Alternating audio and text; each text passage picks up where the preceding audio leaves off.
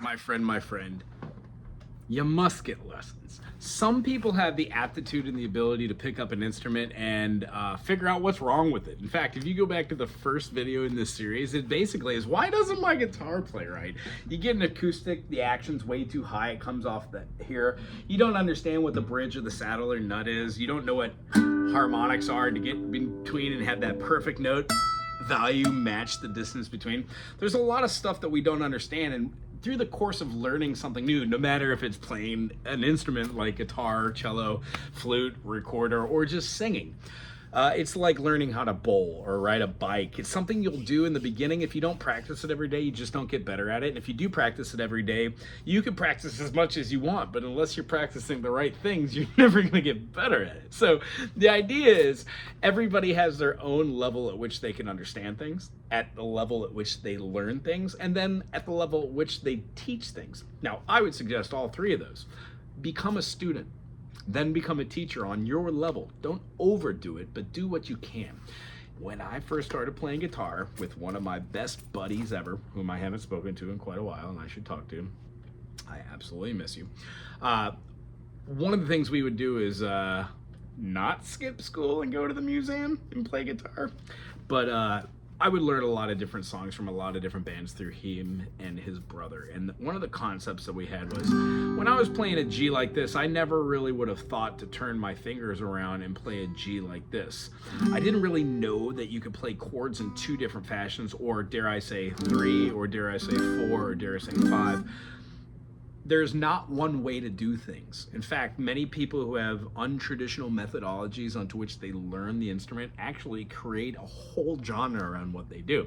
So, as the Grateful Dead just were a bunch of dudes that got together, played some music, generally 2 or 3 chords, and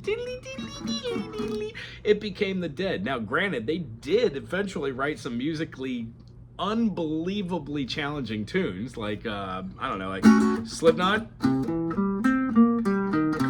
Wonderful movement. So the concept behind watching bands, following artists, playing songs, that is the journey. You as a musician, once you learn C, D, E, F, G, A, B, and C, you can then move that anywhere and play C major. You can play your D minor, you can play your E minor, your F major, your G major, your A minor. All these just shift. It's called the cage system. So if you learn your traditional 7 chords in the key of C, you can move it anywhere. But having a teacher to take you through the concept of just one string, then the minors with 2 strings,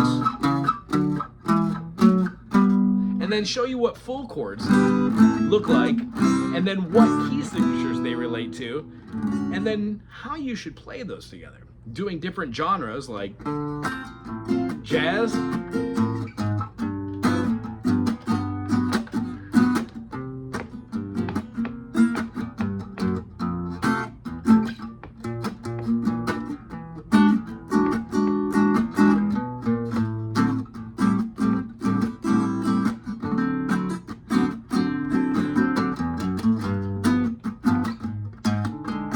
there are multitudes of things you can play with just those chords, and they don't have to be jazz.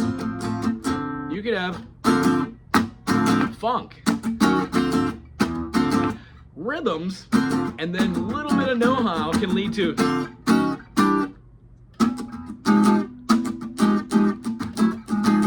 all these possibilities are at your fingertips if you just reach outside of your own bubble.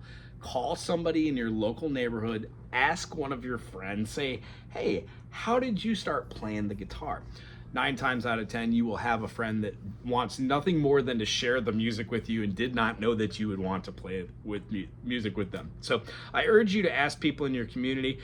Also, another side thing is there's also the other edge to that. There's always somebody willing to show you something. However, sometimes teachers aren't that great.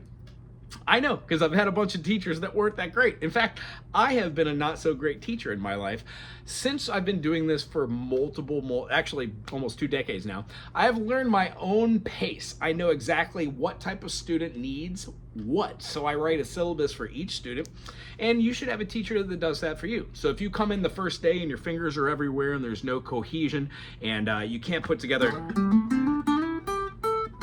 complete ideas or thoughts from one point to another, then we know exactly what you need to work on, the basics. Once you have the basics of just your notation for your scales, in fact, when my students are doing this kind of stuff, I say, hey, what's your favorite color? So while they're doing scales, 1, 2, 3, 4, 5, 6, 7, 1, they have to express other things while talking. I think this helps have the brain do two things at once. Personally, I think this will help you do things in the long run, like balance your checkbook, tune out outside noise, have meaningful conversations. If you could have a meaningful conversation on stage,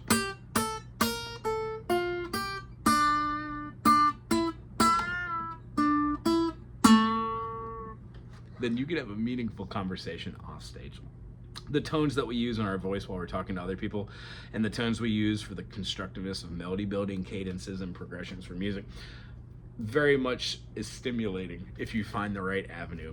Some artists like myself search for it their whole lives. Some fall right into it by being either pigeonholed, sounding good, or they're naturally good at what they do. And if you're on your journey doing music right here, maybe check out some of the things on this channel, like the singer-songwriter series. Check out some of the videos on how to play. But I would say to you, if you're starting your journey today, one of the things you should do besides listen to a bunch of stuff like teachers like myself on the interwebs is go get physical face-to-face lessons, or abroad if you could find a teacher that will do it over FaceTime or Zoom. So having said that, most teachers know what they're talking about. If you find a teacher that doesn't really talk to you about the circle of fifths, major key signatures, minors that are relative, the difference between a major scale and a minor scale, if you know how to play your do, re, mi, fa, sol, la, ti, do, 1, 2, 3, 4, 5, 6, 7, 1, 1, 2, flat, 3, 4, 5, flat, 6, flat, 7, 1. If you're at the point where you know the difference between Ionian and Aeolian, but you do not know what Locrian is, or you don't know what Dorian is, then I would suggest getting a teacher just to help explain what we do on these little bitty channels. The concept is I try and put out as much information as I can, but I could only lead you to the water. I cannot make you drink. The concept behind that is playing and practicing are two different things. Playing is being able to take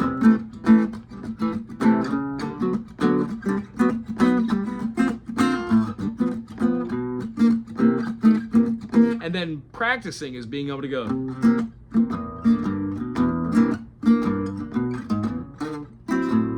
I don't like that. Yeah, I like that.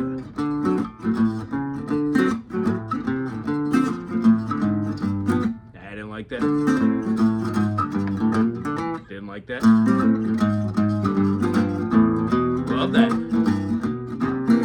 When you go through the process of self-analyzation over the things you're doing, using chords you know, switching them to fingers that are or are not comfortable, add extensions like alt chords or 13s, you begin to have a way better understanding for all the notes that are possible.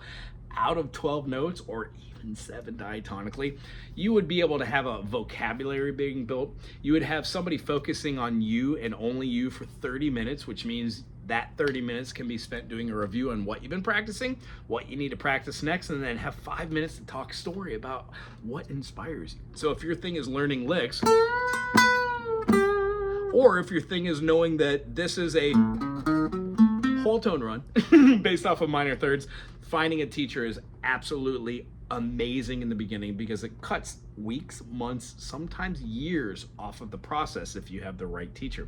Tell you what, if you stumbled upon this channel and you found this and you made it to the end of this, put 1, 2, 3, 4 in the comment section. I'll give you a special hi, howdy do, how you doing there. Anywho, thank you very much for being with me here. Go get lessons from a teacher, and I guess shameless promotion.